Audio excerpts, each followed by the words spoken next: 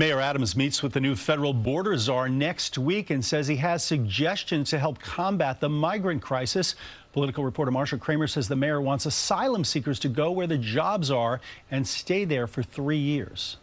If Mayor Adams has his way, you will no longer see wave after wave of asylum seekers getting off buses and asking officials to find them food, clothing, and shelter. We're dealing with a population problem in many of our municipalities. Why aren't we telling the individuals we allow to come into the country, you're going to go where we need you, you're going to fill the jobs that we're looking for? The mayor says that's one of the key proposals he will make when he meets next week with Tom Homan, the new border czar picked by President-elect Trump.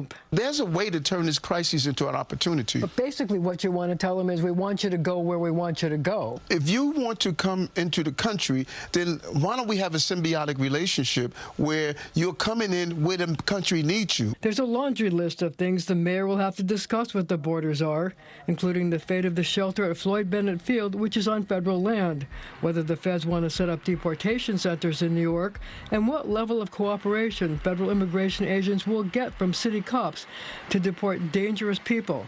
The mayor said he would like to improve cooperation with the feds, but the city council is against it. So he is now having his lawyers explore the possibility of issuing an executive order to get around the council and change the sanctuary city laws. We're looking at ways that I could use my executive power to go after those dangerous, violent people.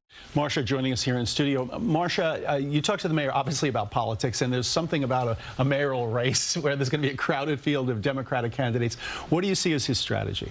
Well, I asked him several questions. One, I asked him, I read a list of all the people who want to run against him, including Andrew Cuomo, Scott Stringer, Brad Lander. I asked him, first of all, if there any of them that he was afraid of. Answer, absolutely not, no. But then I asked him if he thought, seeing as it's a crowded field, if he ever thought about the possibility of running as a Republican. Oh, wow. Because as his hero, Mike Bloomberg did, he ran as a Republican. Right. He said, absolutely not. He's going to run as a Democrat. I guess he feels he has a record that he wants to run on.